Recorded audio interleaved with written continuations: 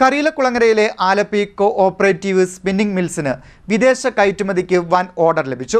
1,41,619.2 kilo നൂലിനുള്ള ഓർഡറാണ് ലഭിച്ചത്.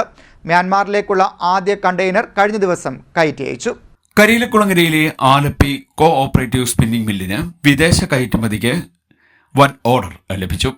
സംസ്ഥാനത്തെ പൊതുമേഖലാ സഹകരണ സ്പിന്നിംഗ് മില്ലുകളിൽ ആദ്യമായി വിദേശ കയറ്റുമതി ആരംഭിച്ച മില്ലാണിത്.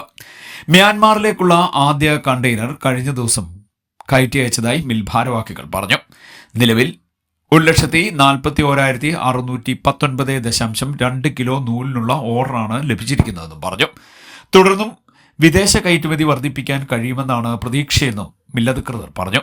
ഓർഡർ പ്രകാരമുള്ള നൂൽ അടുത്ത 3 മാസത്തിനുള്ളിൽ വിതരണം ചെയ്യാൻ സാധിക്കും. പശ്ചിമേഷ്യയിലെ യുദ്ധത്തിന്റെ പശ്ചാത്തലത്തിൽ ക്രൂഡ് ഓയിലിന്റെ വില വർദ്ധിച്ചതിനാൽ അസംസ്കൃത വസ്തുവായ പോളിസ്റ്ററിന്റെ വിലയിലുണ്ടായ കുതിച്ചുചാട്ടം സ്പിന്നിംഗ് മില്ലുകളെ സാരമായി ബാധിക്കുന്നുണ്ട്. ഈ സാഹചര്യത്തിൽ 2 മാസം മുമ്പ് പോളിസ്റ്റർ നൂലുൽപാദനത്തിൽ നിന്നും കോട്ടൺ നൂൽ ഉൽപാദനത്തിലേക്ക് മാറുവാൻ മിൽ മാനേജ്മെന്റ് തീരുമാനിച്ചതാണ് ഇപ്പോഴത്തെ വിദേശ കയറ്റുമതി ഓർഡർ ലഭിക്കാൻ ഇടയൊരുക്കിയതെന്നും മിൽ അധികൃതർ പറഞ്ഞു. CDN news, Kayamkulam.